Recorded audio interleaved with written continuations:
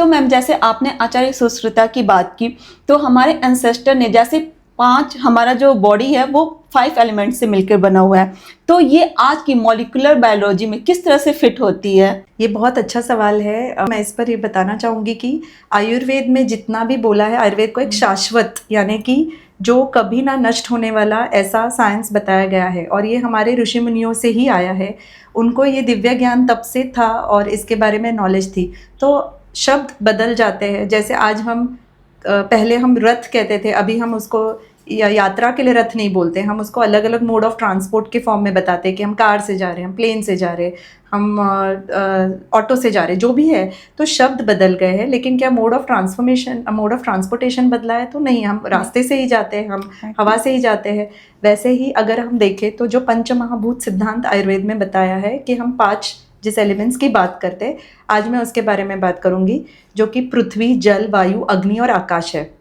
अब इसमें इन 2-2 या 3-3 का कॉम्बिनेशन बनकर ही हमारे वात, पित्त, कफ को बताया गया है आयुर्वेद में। जैसे कि वात बताया गया है वायु से, कफ बताया गया है जल से, और पित्त बताया गया है अग्नि से, मतलब मेन एलिमेंट। इसके साथ साथ और भी कॉम्बिनेशंस होते हैं। तो टू मेक इट ईजी मैं आपको ये समझाना चाहती हूँ कि मॉलिक्यूलर बायोलॉजी में आज जो हम प्रोसेसेस की बात करते हैं, आकाश मतलब क्या है? आकाश यानी स्पेस, यानी खालीपन। अब हमारे बॉडी में आप अगर ऑर्गन्स को देखो तो उनको अपनी एक्टिविटीज़ परफॉर्म करने के लिए एक स्पेस चाहिए, नहीं तो ब्लॉकेजेस होता है। जैसे कि आप लोगों को पता है हार्ट अटैक आ रहा है, अगर कार्डियोवैस्कुलर ब्लॉक हो गया तो मतलब क्या, वो एक ओपन चैनल होना चाहिए था जहाँ कुछ और आकर बैठ गया, और उस वजह से वहाँ पर मूवमेंट्स बंद हो गई। तो आकाश ये हम स्पेस से रिलेट कर सकते हैं।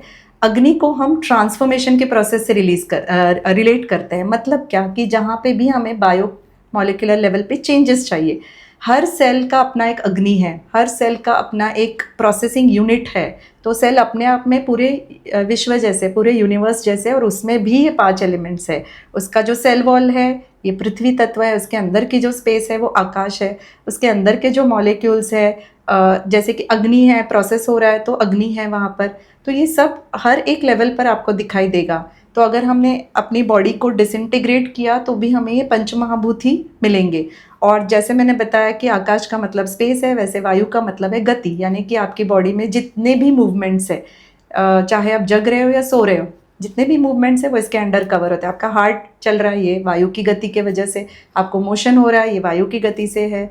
आपको नींद आने तक आप जग रहे हो, चल फिर रहे हो, वो वायु की गति से है।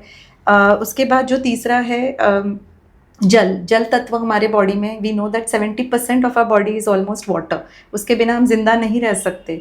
तो ये जो आपके बॉडी में जितने भी एंजाइम्स है, सिक्रीशंस है, ह्यूमन फ्लूइड्स है, जैसे कि सीमेन है, सलाइवा है, फीमेल्स में जो मेंस्ट्रुअल ब्लड है, ये सब कुछ, या आपका ओवरऑल ट्रांसपोर्टेशन सिस्टम यानी कि आपका ब्लड खुद, उसमें भी तो जल तत्व है।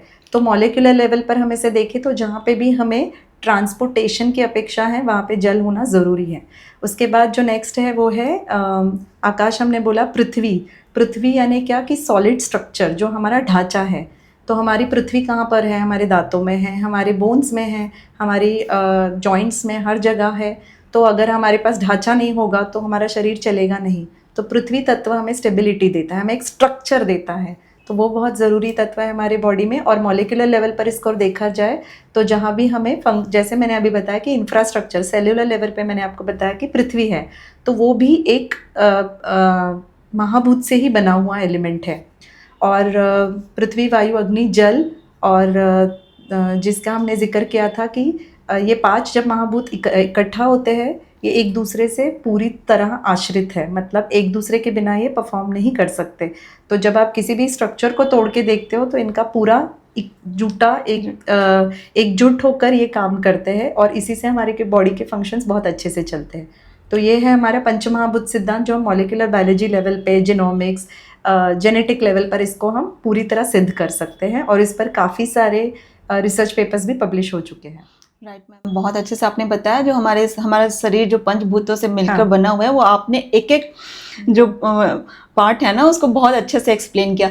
तो मैम आपने कहा वात, पित्त, कफ, जब भी ये सारी चीज़ें जो हमारे ये पंचभूत हैं, इनमें से कुछ अगर इम्बैलेंस होता है तो हमारा ये वात, पित्त, कफ की हमें प्रॉब्लम आती है। तो इसको जरा आप एक्सप्लेन करेंगी कि ये वात, पित्त, कफ अलग अलग क्या है और किस चीज़ों के इम्बैलेंस होने की वजह से ये होता है? डेफिनेटली। तो वात पित्त कफ को एक बहुत अच्छे से मैं समझाना चाहती हूँ कि आप उसके दो दृष्टिकोण हैं।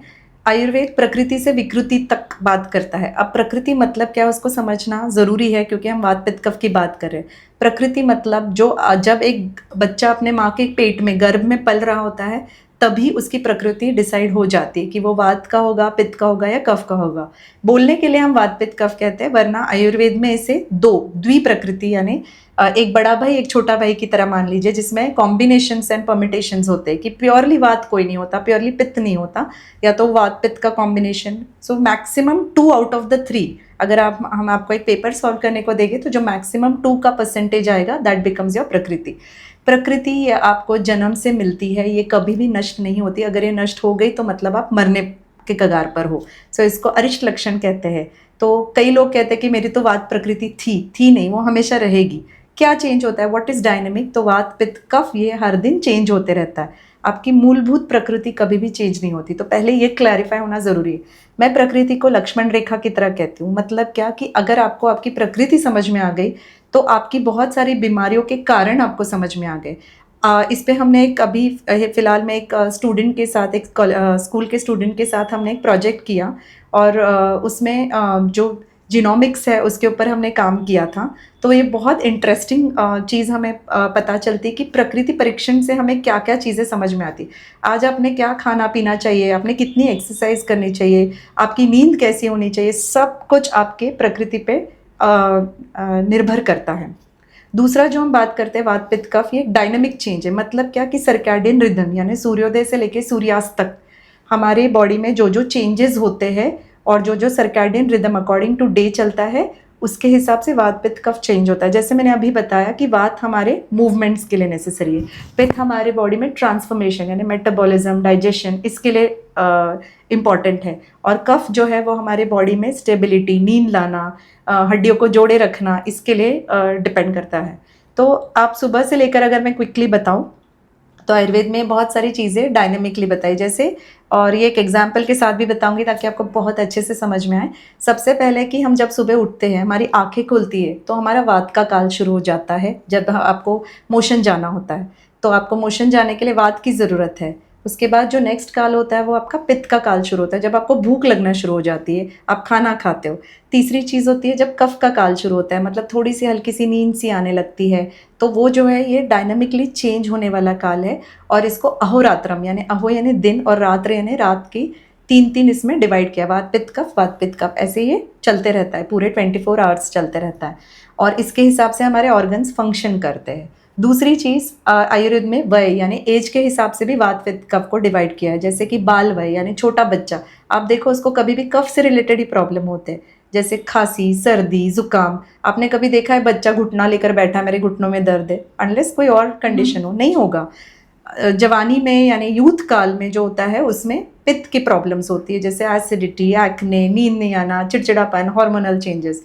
और वात का काल होता है जब आपके डिजनरेटिव चेंजेस होते हैं बॉडी में, जैसे आजकल तो 40+ में होने लगे, वैसे पहले 60 के ऊपर होते थे, जिसमें हड्डियाँ घिसना, जोड़ों में दर्द होना, ये सब होता था। तो वात पित्त कफ हर बार चेंज होता है। तो ये आपकी प्रकृति नहीं चेंज हो रही है, ये आपका रिलेटिव फैक्टर जिसको हम कहते हैं विकृति हो रही है आप में, या एक होता है जो नेचुरली दिन के हिसाब से, मौसम के हिसाब से चलने वाली प्रक्रिया है। तो इस तरह अगर हम वात पित्त कफ को देखें तो एक एग्जाम्पल के तौर पे आपको समझाती हूँ कि अगर एक पित्त प्रकृति है, मान लीजिए पित्त प्रकृति का पर्सन कैसे होगा, उसको गुस्सा जल्दी आता है, चिड़चिड़ापन जल्दी आता है, वो बहुत ऑर्गेनाइज्ड होगा, लीडरशिप के रोल के लिए अच्छा होगा, तो आप कहाँ प्रकृति का यूज़ कर सकते हैं। इंटेलिजेंट होगा, बहुत स्मार्ट स्पोकन, अच्छा बोलने वाला होगा, और उसके साथ साथ उसमें सारी लीडरशिप की क्वालिटीज़ है। ऐसे इंसान को अगर एसिडिटी हो जाए मान लीजिए, तो उसको ये एसिडिटी, क्योंकि वो पित्त प्रकृति का है और उसको पित्त से रिलेटेड प्रॉब्लम हो रही है, तो उसको ज़्यादा प्लस होगी। मतलब क्या, उसको जलन ज़्यादा होगी, उसको इरिटेशन ज़्यादा होगी, उसको स्किन डिजीज़ हो गया तो वो प्लस ज़्यादा उसको दिक्कत देगा।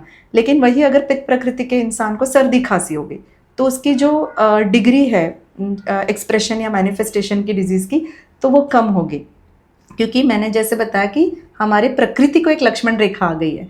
मतलब कि उसके बाद आप क्रॉस करोगे तो फिर वापस आना बहुत मुश्किल हो जाता है ना। तो हमें अपनी लक्ष्मण रेखा जितनी अच्छे से पता है उतना आप समझ के, अच्छा मुझे, आपने कई बार ऑब्जर्व किया, अगर एक रूम में 10 लोग बैठे हैं और तेज़ एसी चालू है तो किसी किसी को बहुत जल्दी ठंड लगेगी, किसी किसी को फिर भी गर्मी लग रही होगी, किसी किसी को लग रहा होगा कि नहीं ये तो मैनेजेबल है। तो हर एक का खाना, हर एक का स्वभाव, हर एक की जो थ्रेशोल्ड है, सब अलग क्यों है, हम एक दूसरे से अलग क्यों हैं, क्योंकि हमारी प्रकृति अलग है, इतना सिंपल है। तो वही खाना, वही फूड और वही मेडिसिन हम सबके लिए एक बराबर कैसे हो सकता है? लॉजिकली तो यहाँ ही लॉजिक फेल हो जाता है। Right, ma'am. इसीलिए प्रकृति समझना बहुत ज़रूरी है। वेरी नाइस ठीक मैम, है। बहुत अच्छे से आपने ये प्रकृति के बारे में बताया। और जैसा कि आपने बताया कि माँ